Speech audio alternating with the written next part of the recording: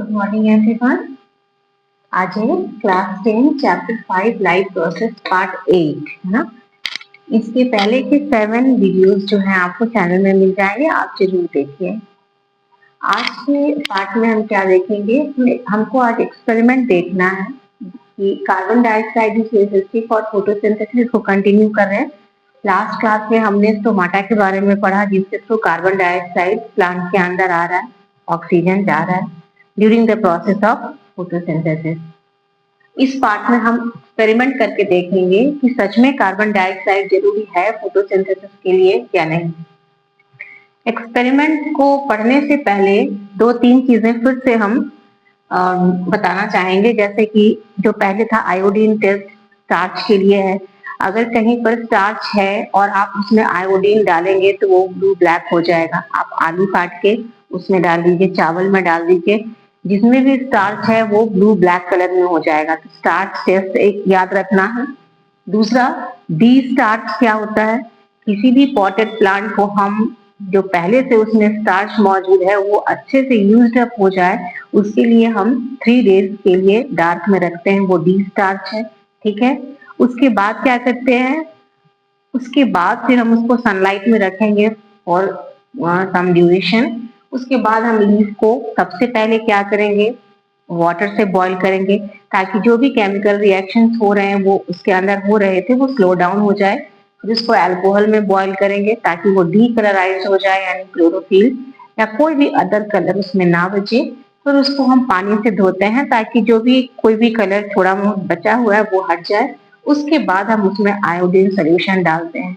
अगर वो blue black हुआ तो इसका मतलब है उसमें स्टार्च बना, यानी फोटोसिंथेसिस हुआ और वो ब्लू ब्लैक हो जाएगा आयोडीन सोल्यूशन के साथ। लेकिन अगर नहीं हुआ, इसका मतलब स्टार्च नहीं बना है और फोटोसिंथेसिस का प्रोसेस नहीं हुआ है। तो आज जो हम एक्सपेरिमेंट देखेंगे वो कार्बन डाइऑक्साइड के लिए देखेंगे। तो इन सब ये जितने भी पार्ट हम बताए एक्सपेरिमेंट में, वो सारे एक्सपेरिमेंट में आपके साथ साथ ही चलेंगे। चाहे वो क्लोरोफिल हो, कार्बन डाइऑक्साइड हो, सनलाइट हो, वाटर हो, किसी का भी एक्सपेरिमेंट कीजिए। जो अभी तक जो हम बताएं वो कॉमन होगा। आपने क्लोरोफिल में भी देखा था, वो कॉमन है। इसमें एक चीज बस एक और जरूरी है, इसमें पोटेशियम हाइड्रोक्साइड KOH का सोल्यूशन रखा जा रहा है। पोटेशियम हाइड्रोक्साइड रखा जा रहा है एक सेपरेट बेल जार में। इसका काम क्या होता है, ये कार्बन डाइऑक्साइड को एब्जॉर्ब कर लेता है, यानी कि जिस भी सेटअप में पोटेशियम हाइड्रोक्साइड है वहां आसपास कार्बन डाइऑक्साइड नहीं होगा, क्योंकि वो कार्बन डाइऑक्साइड को एब्जॉर्ब कर ले। ठीक है। अब हम पढ़ते हैं। Take 2 healthy potted plants which are nearly of same size। 2 healthy potted plant लेना है हमें, pot में present plant को nearly of same size, एक ही तरह के होंगे। Keep them in dark for 3 days। अब इन दोनों प्लांट को डार्क में 3 डेज के लिए रखना है। किस प्रोसेस के लिए, डी स्टार्च के लिए, है ना, ताकि जो पहले से इसमें स्टार्च मौजूद है वो यूज्ड अप हो जाए, यानी वो डी स्टार्च हो जाए। 3 दिन के लिए डार्क प्लेस में रखने के बाद अब हम क्या करते हैं, अब उसको now keep them in 2 hours के लिए अब हम इसको कहाँ पे रखेंगे, सनलाइट में रखेंगे, है ना। अब इसको वहां उसके बाद 2 आवर्स के लिए सनलाइट में रखेंगे। ठीक है। सनलाइट में रखने के बाद एक सेटअप तैयार करना होता है। इसके लिए क्या करना होता है, now place a watch glass. एक वॉच ग्लास लिखना है, रखना है, containing potassium hydroxide by the side of one of the plant. एक प्लांट के बगल में पोटेशियम हाइड्रोक्साइड रखना है वॉच ग्लास में, और दूसरे प्लांट के बगल में नहीं रखना है। ठीक है। This potassium hydroxide is used to absorb carbon dioxide. ठीक है। ये पोटेशियम हाइड्रोक्साइड यानी KOH जो है, ये अपने आसपास के कार्बन डाइऑक्साइड को एब्जॉर्ब कर लेगा। इसके आसपास कार्बन डाइऑक्साइड नहीं रहेगा।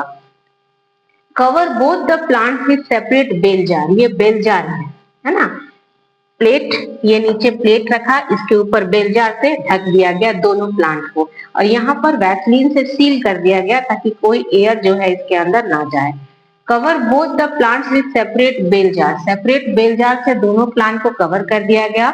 Now make the setup air tight. और इसको एयर टाइट यहाँ वैसलीन डाल के सील कर दिया जाता ताकि इसके अंदर एयर ना जाए, क्योंकि एयर जाएगा तो उसके थ्रू कार्बन डाइऑक्साइड भी अंदर जाएगा। अब जो ये सेटअप बन गया है, इस सेटअप को now keep the plant in sunlight for 2 hours. अब ये जो सेटअप था जो डी स्टार्च प्लांट हमने लिया उसके एक के बगल में कार्बन डाइऑक्साइड को एब्जॉर्ब करने के लिए पोटेशियम हाइड्रोक्साइड रखा, दूसरे के बगल में नहीं रखा। अब उस सेटअप को बेल जार से हमने कवर कर दिया और वैसलीन से सील कर दिया। अब इस सेटअप को सनलाइट पर हमें 2 आवर्स के लिए रखना है।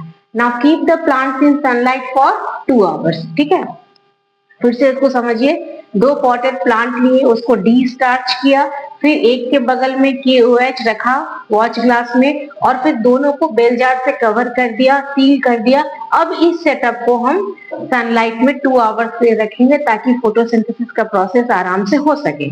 जब इतना हो जाने के बाद plug the leaf from both plant, दोनों प्लांट से एक एक पत्ते को तोड़ लेना है सेपरेटली।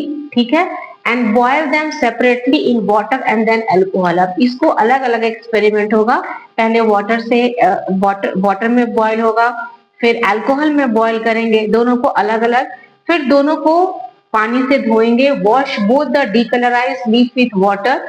ये स्टेप तो सब में कॉमन है। इतना करने के बाद क्या डालेंगे, iodine solution on them separately. अब दोनों में सेपरेटली हम आयोडीन का सॉल्यूशन डालेंगे, यानी जो स्टार्च टेस्ट आयोडीन टेस्ट है दोनों पत्ते में अलग अलग करेंगे, है ना। अलग अलग करने से हम क्या पाएंगे, we will find that leaf having potassium hydroxide on side does not turn blue black with iodine test. हमने पाया कि ये जो लीफ है, ए सेट का जो लीफ है, इसमें पोटेशियम हाइड्रोक्साइड साइड में था, ये लीफ आयोडीन के साथ ब्लू ब्लैक कलर नहीं दिया। This shows that no starch is form in this leaf. इसका मतलब कि इस लीफ में स्टार्च बना ही नहीं है। स्टार्च नहीं बनने का मतलब फोटोसिंथेसिस हुआ ही नहीं है। This concludes that no photosynthesis takes place in the absence of carbon dioxide. चूंकि इस सेट में कार्बन डाइऑक्साइड एब्जॉर्ब कर लिया गया है पोटेशियम हाइड्रोक्साइड के द्वारा, इसलिए इसके लीफ में स्टार्च का फॉर्मेशन नहीं हुआ, यानी फोटोसिंथेसिस ही नहीं हुआ, जिसकी वजह से ये आयोडीन के साथ ब्लू ब्लैक कलर नहीं दिया। ठीक है, लेकिन हम जब दूसरी के बार में आए, the leaf without potassium hydroxide, जिसमें पोटेशियम हाइड्रोक्साइड नहीं है और इसके सेटअप के अंदर कार्बन डाइऑक्साइड है, वो जो लीफ है वो आयोडीन के साथ ब्लू ब्लैक कलर देता है। इसका मतलब कि इसमें स्टार्च बना है, यानी इसमें फोटोसिंथेसिस हुआ है।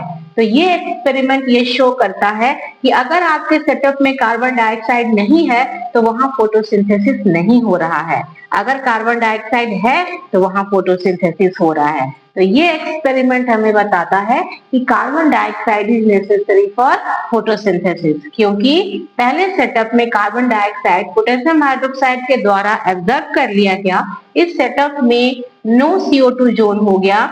तो ऐसे केस में यहाँ पर फोटोसिंथेसिस का प्रोसेस हुआ ही नहीं, स्टार्च बना ही नहीं, इसलिए लीफ आयोडीन के साथ ब्लू ब्लैक कलर नहीं देता है।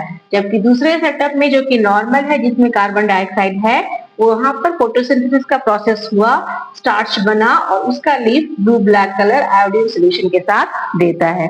तो ये एक्सपेरिमेंट हुआ carbon dioxide is necessary for photosynthesis के लिए। ये 2 पार्ट में बटा, एक में हमने स्टोमाटा को स्टडी किया और दूसरे में एक्सपेरिमेंट को देखा।